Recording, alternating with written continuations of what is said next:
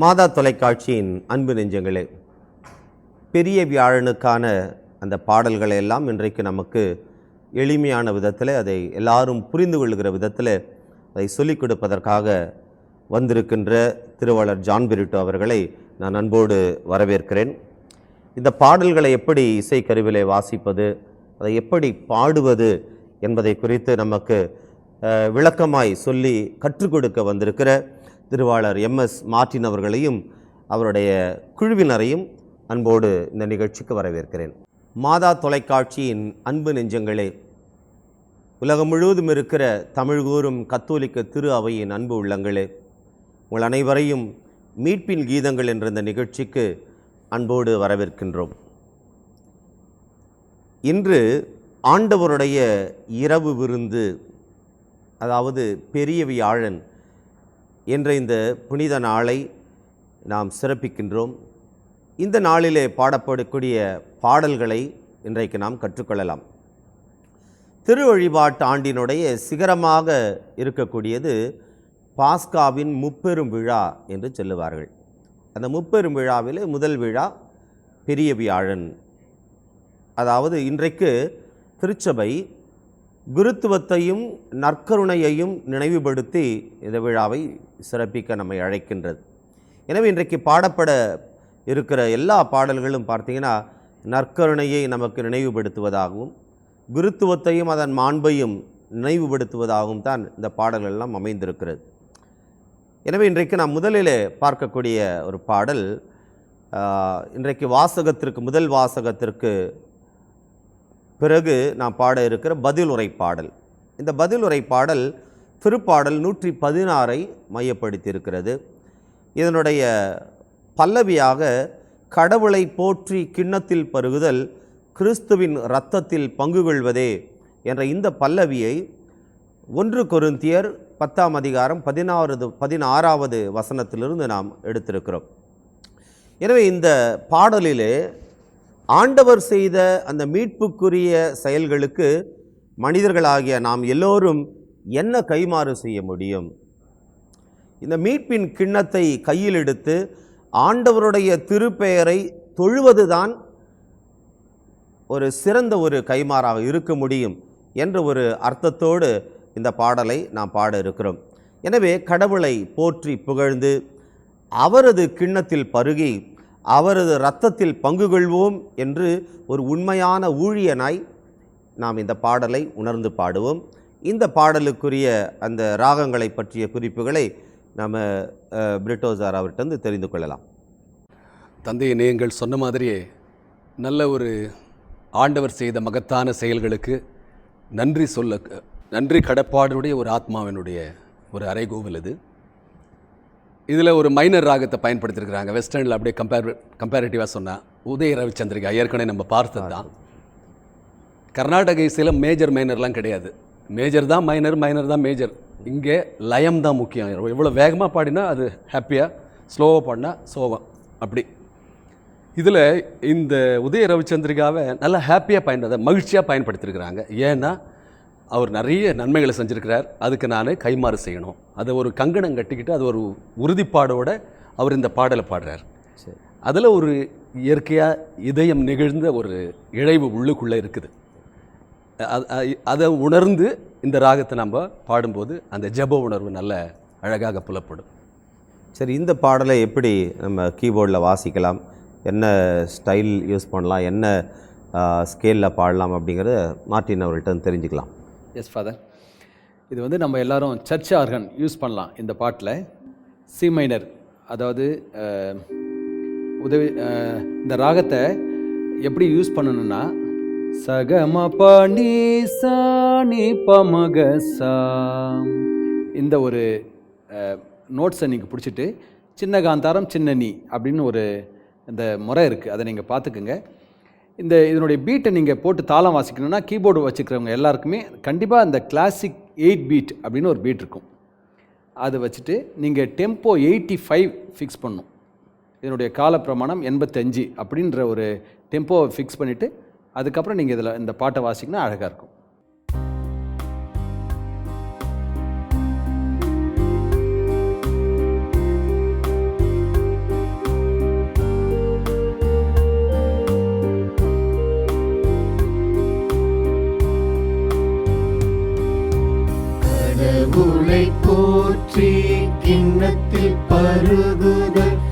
கிறிஸ்துவின் இரத்தத்தில் பங்கு கொள்வதே. கடவுளை போற்றி கிண்ணத்தில் பருகுதல் கிறிஸ்துவின் இரத்தத்தில் பங்கு கொள்வதே.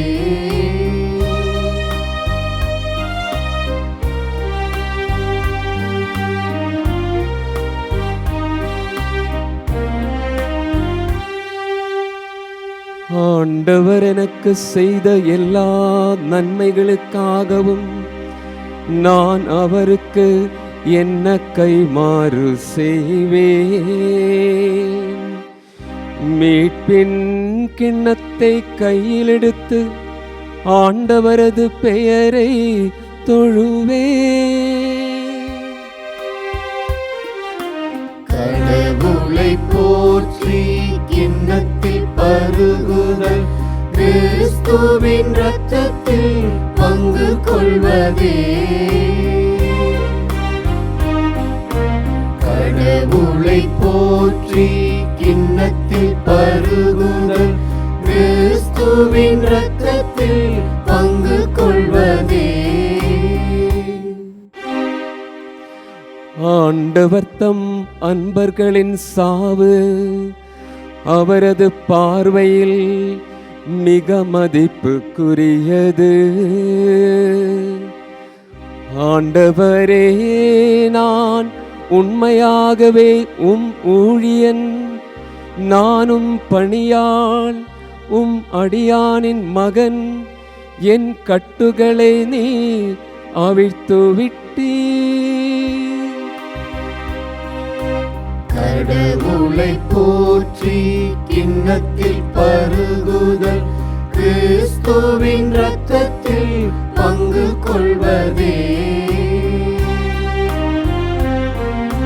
கடவுளை போற்றி கிண்ணத்தில் பருகுதல் கிறிஸ்துவின் இரத்தத்தில் பங்கு கொள்வதே. நான் உமக்கு நன்றி பலி செலுத்துவேன். ஆண்டவராகிய பெயரை தொழுவேன். இப்பொழுதே மகன் அனைவரின் முன்னிலையில் ஆண்டவரே, உமக்கு என் பொருத்தனைகளை நிறைவேற்றுவேன்.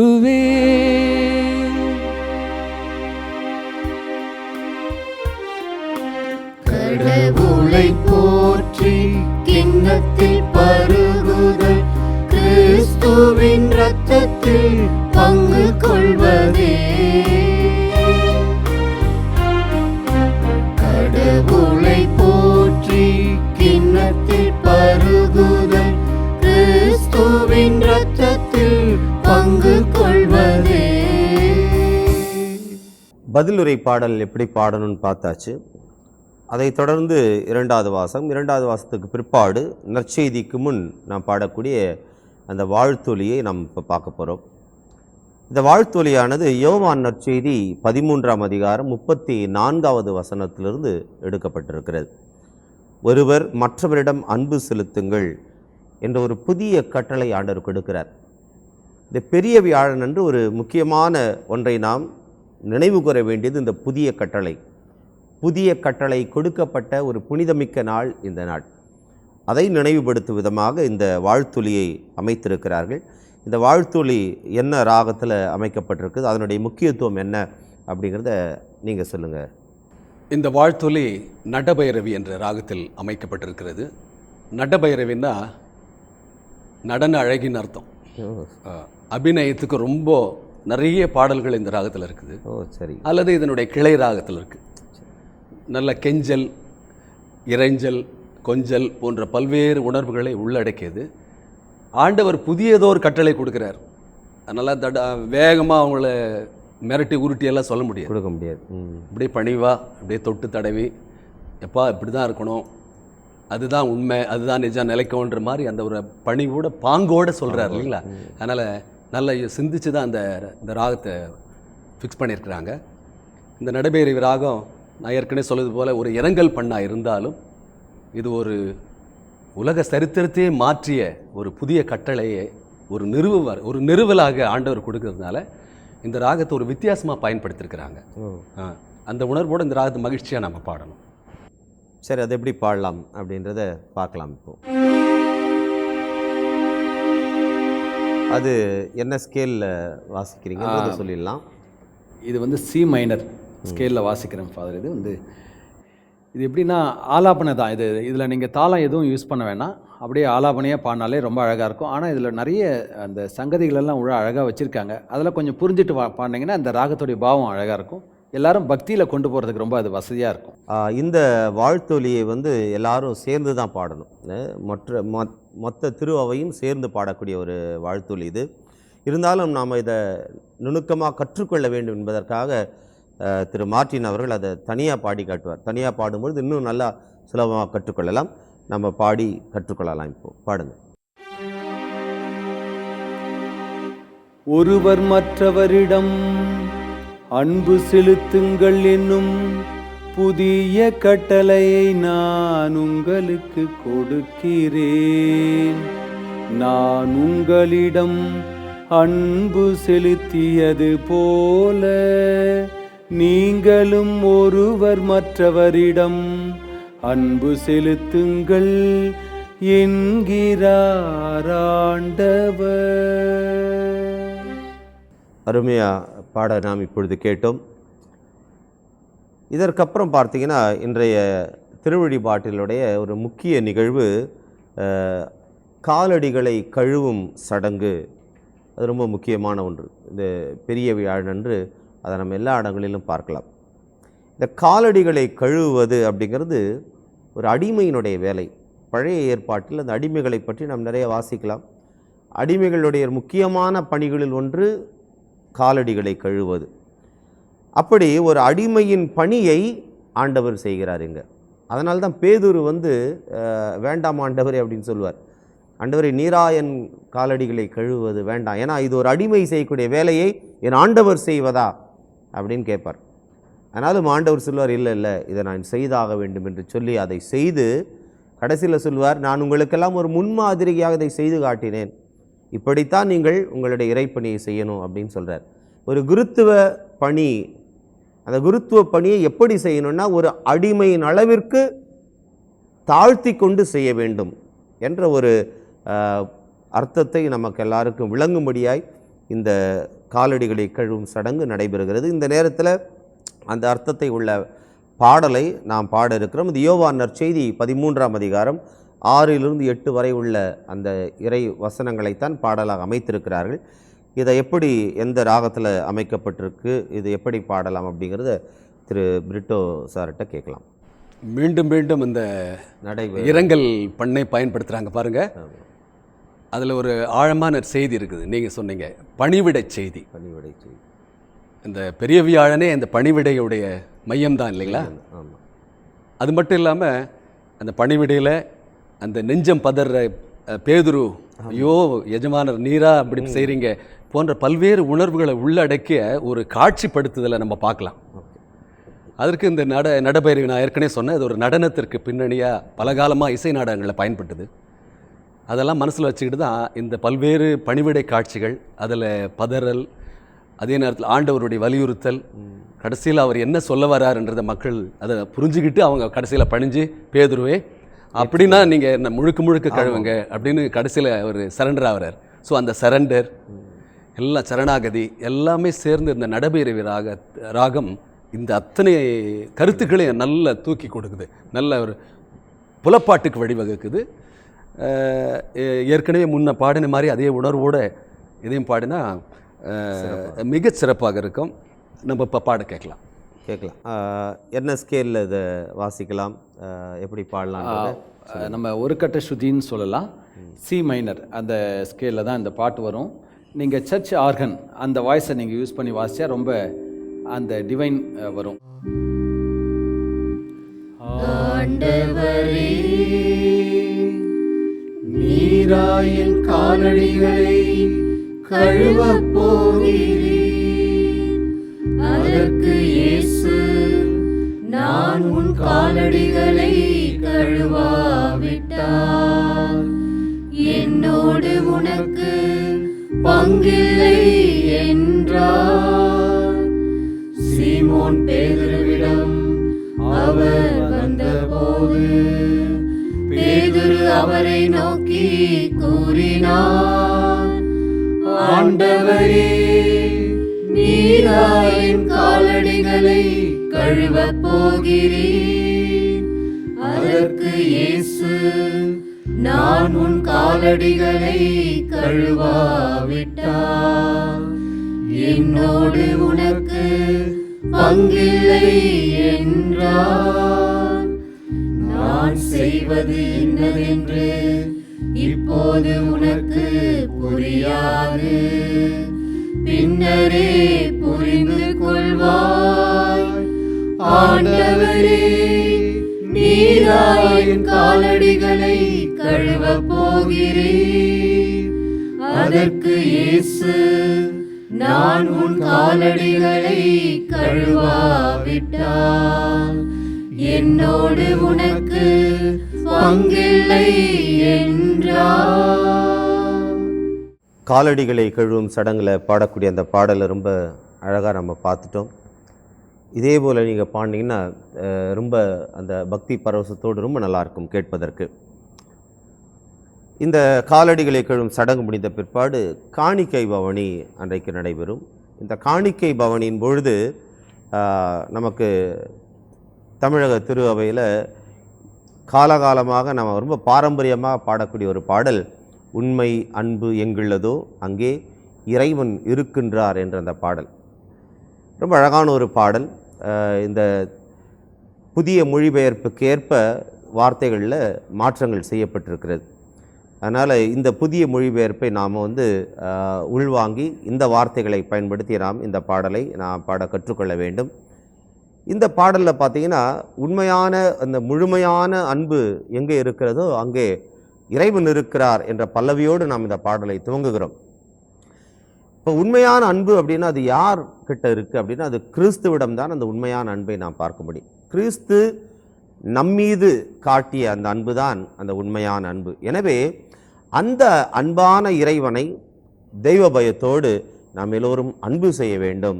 அவரை அன்பு செய்வது போல பிறரையும் நாம் அன்பு செய்ய வேண்டும் என்ற அந்த ஒரு சிந்தனையோடு இது ஒரு வாக்குறுதியை கொடுக்குற மாதிரியான ஒரு பாடல் தான். அந்த விதமாக அமைக்கப்பட்டுள்ள இந்த பாடலை நாம் பாட கற்றுக்கொள்ளும். அதுக்கு முன்னால் இது இந்த இசையமைக்கப்பட்ட ராகத்தை பற்றி ஒரு குறிப்பை நாம் இப்போது தெரிந்து கொள்ளலாம். கரகர பிரியா ராகத்தில் மிக அழகாக இதை இசை கூட்டி அமைத்திருக்கிறார்கள். இந்த அன்புக்கு நல்ல பொருத்தமான ஒரு ராகமாக கரகர பிரியா ராகம் இருக்கிறது. நிறைய அன்பு பற்றிய பாடல்களை இதில் பார்க்குறோம். திரைப்படங்களில் நிறைய காதல் பாடல்கள், அன்பு பாடல்கள்லாம் கரகர பிரியா ராகத்தில் இருக்குது. அது மக்களுக்கு நல்ல பரிச்சயமாக இருக்குது. ஈவன் கிளாசிக்கல் மரபிசையில் கூட இந்த நாட்டிய பதங்களுக்கு அது மாதிரிலாம் அன்பு. இது மிக பழமையான ஒரு பழங்காலத்தில் வேதங்கள் ஓதுவதற்கு கரகர பிரியா தான் முதல் ராகமாக பயன்பட்டிருக்குது வேதங்கள் ஓதுவதற்கு. இப்போ அன்பு நம்முடைய முக்கியமான வேதம். அந்த வேதத்தை ஓதுறதுக்கு ரொம்ப பொருத்தமாக இந்த அன்பு எஸ்டபிளிஷ் பண்ணுற ஒரு பாடலாக இதை அமைச்சிருக்கிறாங்க. நல்ல தேர்வு, ராக தேர்வு. இதை ஒரு மீடியம் டெம்போவில், அதாவது ஒரு மிதமான வேகத்தில் எல்லாரும் சேர்ந்து பாடுற மாதிரி. இதனுடைய உச்ச வரம்பும் ரொம்ப உச்சத்தில் கிடையாது, எல்லாம் இந்த மத்திய ஸ்தாயிக்குள்ளே இருக்குது. அந்த இசை வரம்பும் அப்படி இருக்குது, ரொம்பவும் கீழே போல் மேலேயும் போல் மத்தியமாக இருக்குது. அதனால் எல்லோரும் சேர்ந்து பாடக்கூடிய விதத்தில் எளிமையாக அமைச்சிருக்கிறாங்க. பாடல் எளிமையாக இருந்தாலும் அன்பு வலிமையான ஒரு கருத்து. அதை நம்ம உணர்ந்து நம்ம எல்லோரும் அதை பறைசாற்றுற மாதிரி, ஒரு சாட்சியம் பகர்ற மாதிரி அந்த பாட்டு அமைஞ்சிருக்குது. அதனால் அது இந்த மிடில் ஆக்டேவ்லேயே இருக்கிற இருக்குது. இது எல்லோரும் சேர்ந்து பாடுறதுக்காகவே அப்படி மிடில் ஆக்டேவில் ஏக தாளத்தில் மிக 1 2 3 4 அது மாதிரி ஒரு இன்டர்நேஷ்னல் தாளம். அது ஏக தாளம் உலகம் பூரா இருக்குது. அதனால் தாளமும் சரி ராகமும் சரி மிக எளிமையானது, ஆனால் கருத்து வலிமையானது. அதை நல்லா உணர்ந்து ஜபமாக்கி நம்ம பாடலாம். பார்க்கலாம் இப்போ அதை என்ன ஸ்கேலில் பாடலாம், என்ன டெம்போ நம்ம பயன்படுத்தலாம் அப்படிங்கிறத மார்ட்டின் அவர்கள் இங்கே சொல்லி அதை பாடி காட்டுங்க. காணிக்க பாட்டு அப்படின்னு சொன்னால் நீங்கள் சில இன்ஸ்ட்ருமெண்ட்ஸை கொஞ்சம் மாற்றணும். கொயரில் இந்த அக்கார்டியன், ஹார்மோனிக்கா, அப்புறம் பேஞ்சோ, அப்புறம் நீங்கள் இந்த மாதிரி இன்ஸ்ட்ருமெண்ட்ஸ் எல்லாம் போட்டு வாசித்தா தான் அந்த பாதி திருப்பலிக்கு அப்புறம் ஒரு புத்துணர்வு வருன்றது என்னுடைய அபிப்பிராயம். அதை நீங்கள் கொயர் மாஸ்டர்ஸும் வாசிக்கிற எல்லா கீபோர்டு ஆர்டிஸ்ட்க்கு நான் சொல்கிறேன். இப்போ இந்த கரகரப்பிரியான்றது வந்து சின்ன காந்தாரம், சின்ன நிஷாதம், இந்த ரெண்டுமே இதில் வரும். இதில் இப்போ நான் வாசிக்கிறேன், அந்த ஒரு சின்ன பீஜம் சித்தார் அண்ட் அக்கார்டின் அது மாதிரி போட்டு நான் வாசித்து இந்த காணிக்கை பாட்டை கொடுக்கும்போது ஒரு புது கலர் கிடைக்கும். அதுதான் உங்களுக்கு.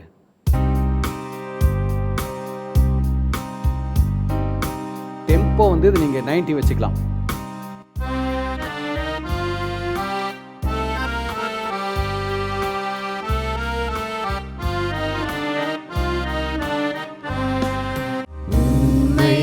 அன்பு எங்குள்ளதோ அங்கே இறைவன் இருக்கின்றார்.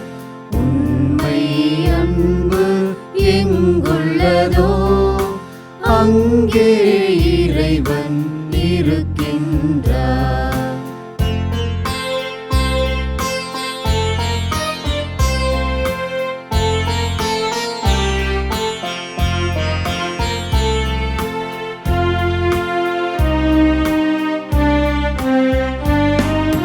கிறிஸ்துவின் அன்பு நம்மையெல்லாம் ஒன்றாய் கூட்டி சேர்த்ததுவே.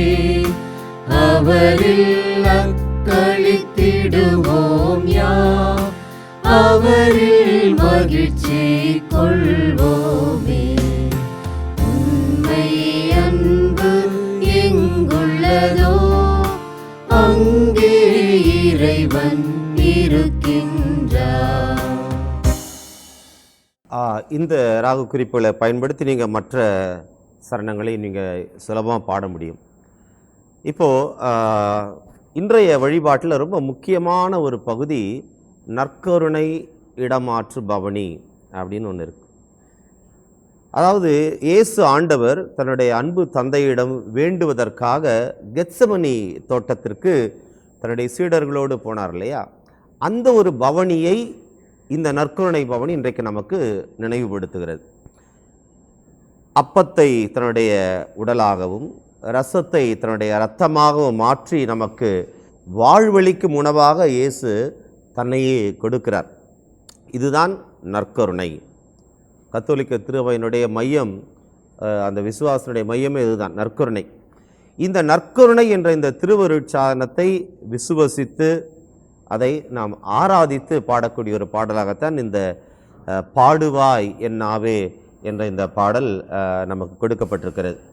1264ஆம் ஆண்டு புனித தாமஸ் அக்வினாஸ் இந்த பாடலை எழுதினார் என்று கூட ஒரு வரலாற்று குறிப்பு நமக்கு சொல்லுகிறது. எனவே இந்த பாடலினுடைய கடைசி 2 சரணங்களை நாம் அடிக்கடி பாடியிருக்கிறோம். ஒவ்வொரு நற்கருணை ஆசிரியரின் பொழுதும் நாம் பாடக்கூடிய மாண்பியர் இவருள் சாதனத்தை என்ற பாடல் வரிகள் இந்த பாடலினுடைய கடைசி 2 சரணங்கள் தான். எனவே இந்த ஒரு அழகான ஒரு பாரம்பரியமிக்க இந்த பாடலை நாம் இப்பொழுது கற்றுக்கொள்ளலாம். இந்த பாடல் எப்படி இசையமைக்கப்பட்டிருக்கிறது என்ற குறிப்பையும் நம்ம பிரிட்டோ சார்கிட்ட கேட்டு தெரிந்து கொள்ளலாம். இந்த புத்தகத்தில் அந்த பேரே கொடுக்கல, இருந்தாலும் அது உதய ரவிச்சந்திரிகா தான். இது இதில் கொஞ்சம் வித்தியாசமாக பயன்படுத்தியிருக்கிறாங்க. அப்படி தானே மார்ட்டின்? இதில் கொஞ்சம் வித்தியாசமாக பயன்படுத்தியிருக்கிறாங்க. நற்கருணை, அந்த கருணையான முழுக்க முழுக்க அன்பாக மாறிவிட்ட அந்த கடவுளை நம்ம பக்தியோடு ஆராதிக்கணும். இந்த ஆராதனை உணர்வை இதில் நல்லா எஸ்டாப்ளிஷ் பண்ணியிருக்கிறாங்க.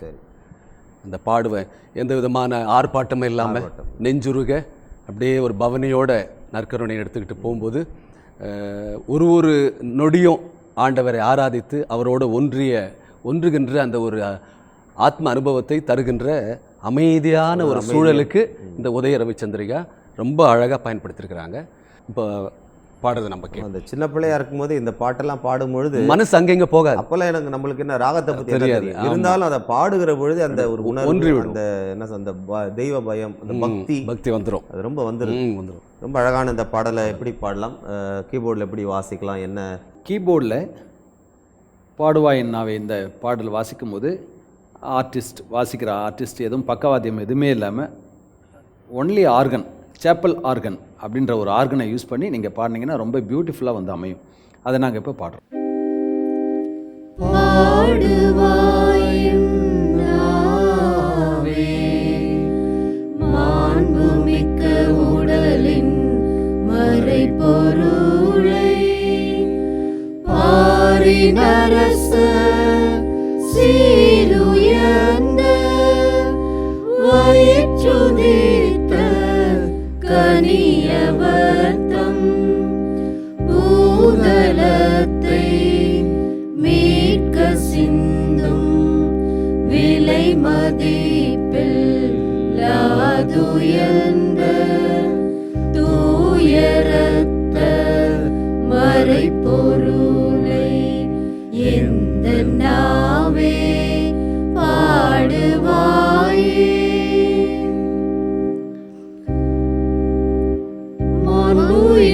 மனுயரிவருள் அடையாளத்தை தாழ்ந்து பணிந்து ஆராதிப்போம்.